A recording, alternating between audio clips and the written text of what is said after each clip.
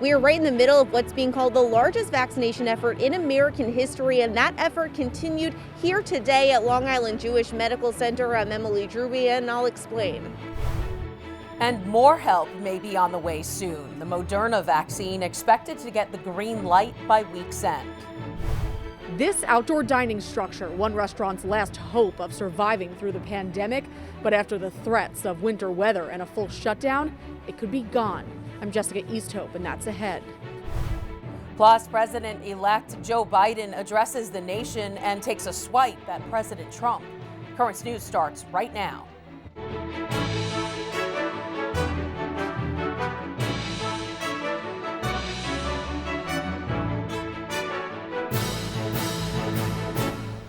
Good evening, I'm Christine Persichetti. It is the beginning of the end of the pandemic. America's largest ever vaccination effort is underway. Current News' Emily Druby is at Long Island Jewish Medical Center with details on how the potentially life-saving vaccine will be rolled out across New York City.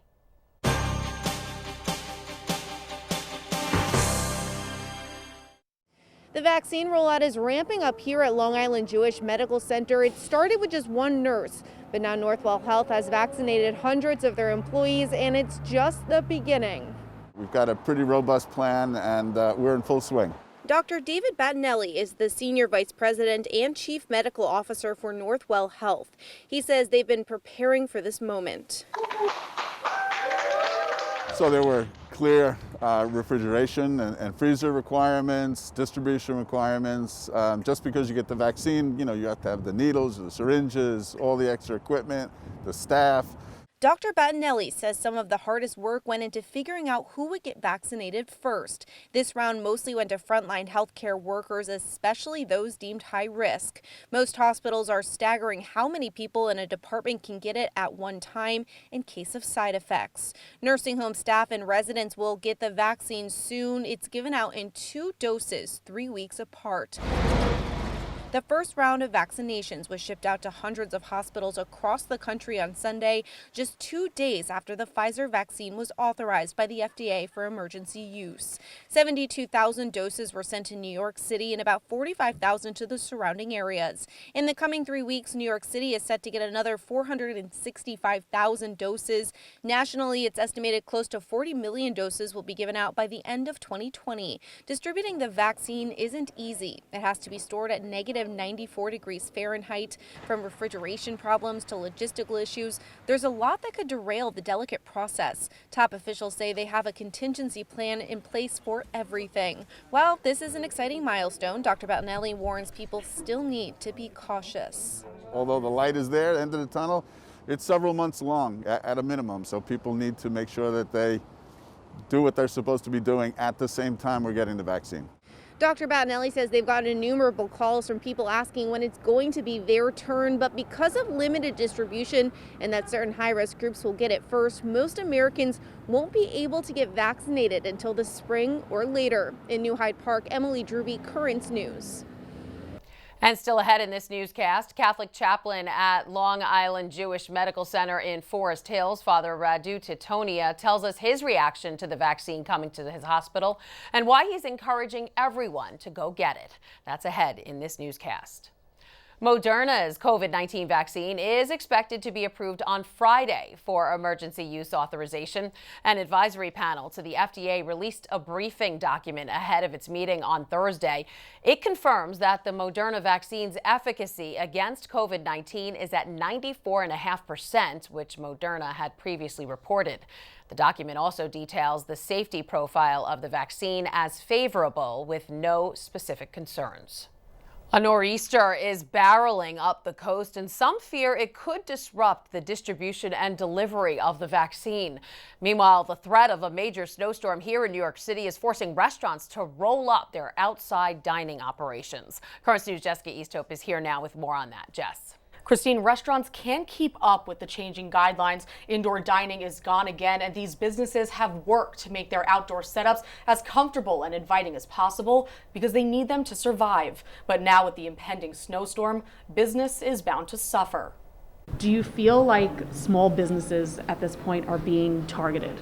Yes, 100%. I feel they are. I feel that Like I said to you before earlier, if you go to Costco or you go to a Walmart, they're not doing contact tracing. They're not taking your information when you go in. They're not taking your temperature. Why is that all on us? Yes, roll bean and pasta on Joel Red. Anthony Marcillo, the owner of Gino's restaurant in Bay Ridge, says it's impossible to comply with the city and state's ever-changing guidelines. Thank you. And still make a living. It hurts as we get the ball rolling, and we had to stop everything and send our staff home. And these are the 2 busiest weeks of the year right now for us. The Department of Sanitation issued an alert today that was sent to New York City's restaurants, saying that by 2 p.m. on Wednesday, outdoor dining needs to be shut down.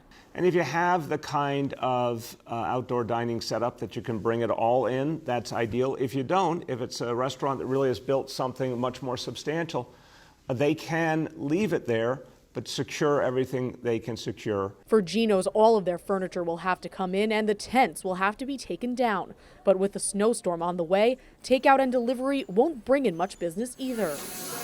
More than anything, Anthony feels for his employees. Chicken cutlet palm. Especially this time of year. Just for our staff alone, which rely on these 2 weeks to carry themselves over for the gifts for their families and pay their bills, and it hurts. It hurts. Gino's has relied on their outdoor dining setup to help them survive the pandemic. Even with that, takeout and delivery, and the few months they had limited capacity indoors, the restaurant has brought in only a quarter of their revenue. Christine? Oh, that's awful, Jess. Now, we've seen how much goes into these outdoor setups. So every time there's a change in guidelines, it's got to be an extra cost. That's exactly the case. And especially at Gino's, it cost them more than $8,000 to build that outdoor structure. And every time there's a to-go order, Anthony said that it costs them more to serve someone outside than it does indoors. With the tins and containers and bags that they're using more of these days with takeout and delivery, the cost adds up, especially at a time when they're already struggling. Wow. All right. Thanks, Jess. Thank you.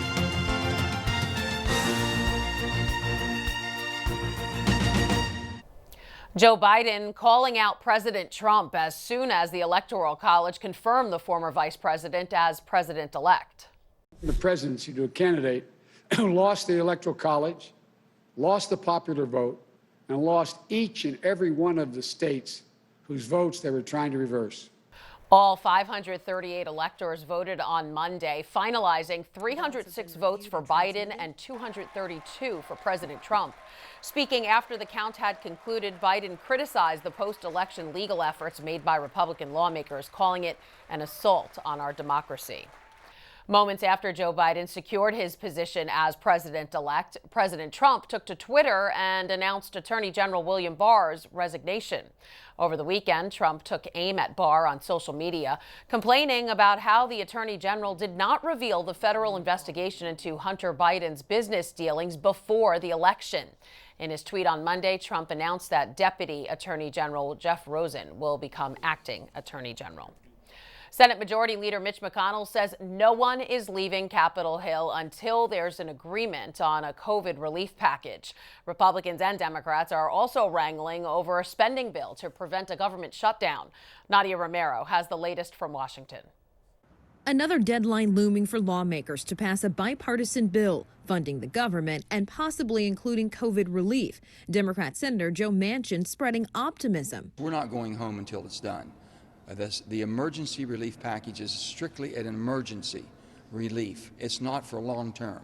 We have this package that gets us through the most difficult, challenging times, the first quarter of 2021. But there are familiar sticking points. Democrats want at least $160 billion for state and local aid. There are nurses and teachers, paramedics, police officers who are facing layoffs in municipalities, counties, and states around the country.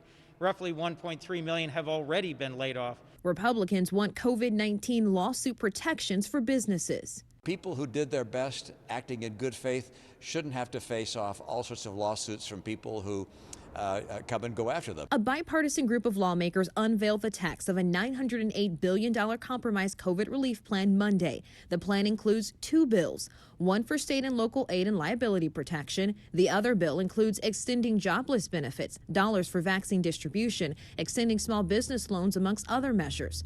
Senator Mitt Romney says he thinks Senate Majority Leader Mitch McConnell will bring some sort of COVID relief package to the floor for a vote this week. There are things in there I'm not wild about.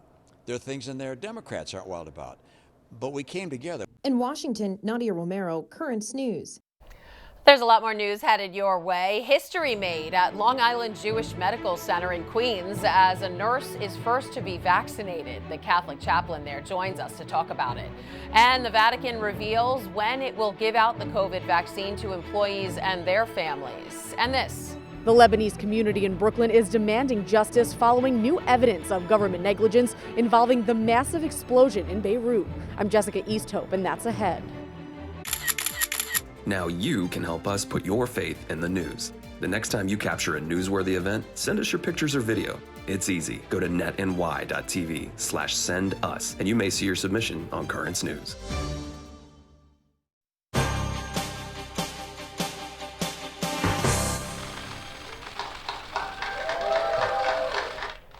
Everyone clapped as a critical care nurse in Queens became one of the first people in the U.S. to get the COVID vaccine.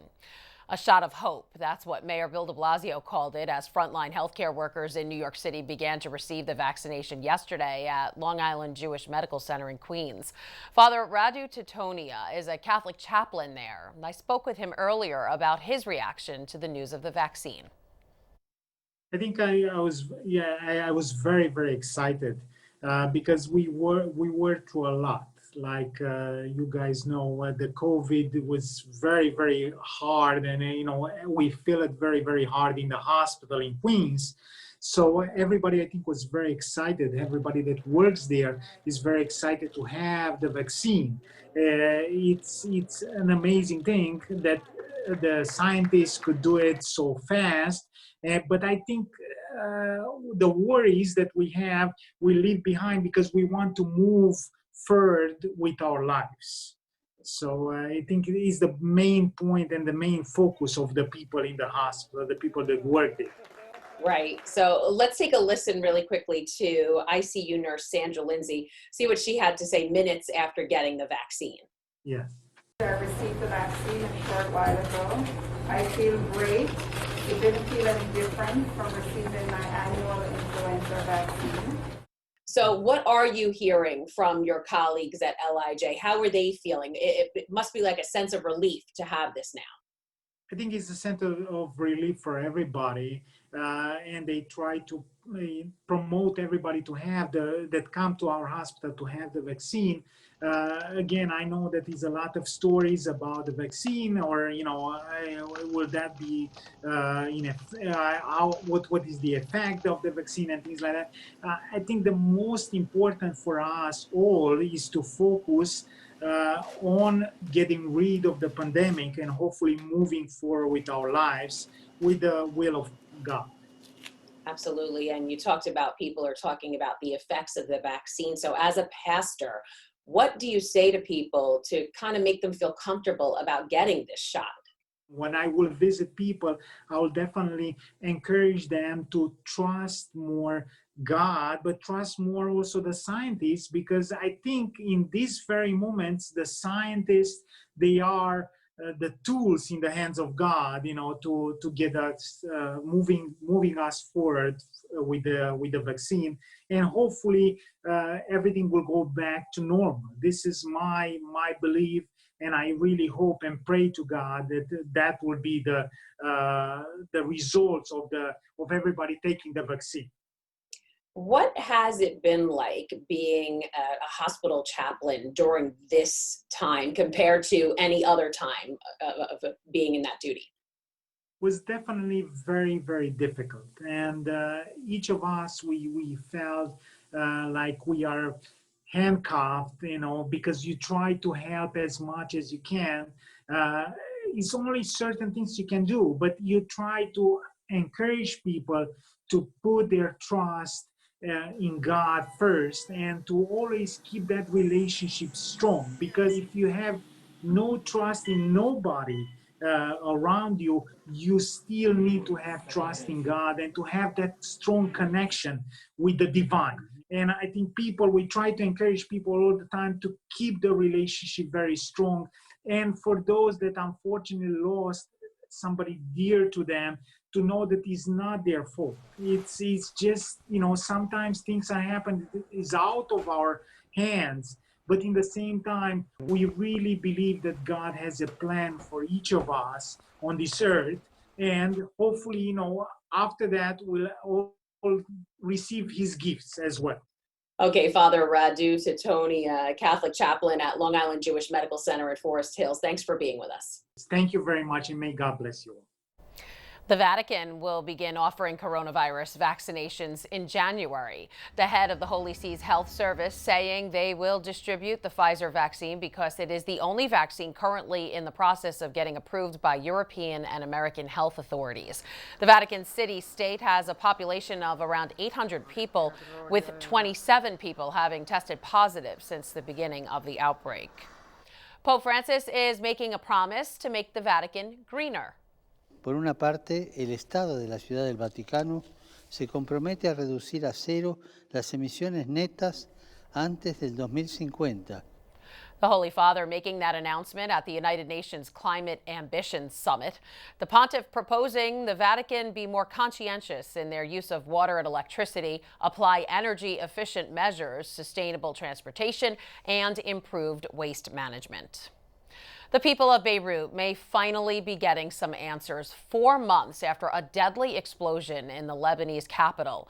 A judge has charged the country's prime minister and 3 of his former ministers with negligence. And as Currents News' Jessica Easthope reports, the news is a sign of hope at a Brooklyn Maronite cathedral. At Our Lady of Lebanon Maronite Catholic Cathedral, parishioners are praying for justice. Lebanese Prime Minister Hassan Diab has been charged with negligence more than 4 months after an explosion rocked the country's capital. An investigation uncovered the blast was preventable had it not been for government mismanagement of a stockpile of ammonium nitrate stored at the port of Beirut. At this point, the Lebanese people are tired of that going back and forth. They're upset at that, and the economic situation with the COVID on top of that, it's making everybody just really tired of this. They want an end of it. And we give thanks to the Spirit. Father Dominique Hanna, the director of Our Lady of Lebanon, has been waiting for this day after decades of government corruption. Finding justice, being able to really go to court, and people who have been held liable or charged or indicted be able to defend themselves. And at the end, we would know, who was in charge, who was responsible. You are a sign of the God's mercy. In the wake of the explosion, the 45 churches in the Eparchy of St. Maron rallied around their loved ones back home. They sent nearly $2 million and a shipping container of supplies back to Lebanon. It is important, for us to give something, just to put a little bit of a healing on that deep wound, just give something, to help out. Joseph El-Khalasi, a parishioner at Our Lady of Lebanon, hopes this will be a turning point for his country and a new, transparent government will form. May God, guide these politicians to do the right thing, by the people, because they're here to serve the people, not to serve their own interests. Formal indictments in the explosion will not be announced until the investigation is ready to go to trial. If Prime Minister Diab is convicted, he could face up to 7 years in prison. In Brooklyn Heights, Jessica Easthope, Currents News. Still to come on Currents News, the pandemic can't stop a decades-long tradition of the First Lady visiting a Washington Children's Hospital during the holidays. And there's no stopping Santa, how old St. Nick is getting the job done while social distancing. Do you have a story idea or want to share a tip? Email us at newstips@desalesmedia.org or call our 24-hour number, 718-517-3122. We'll be right back.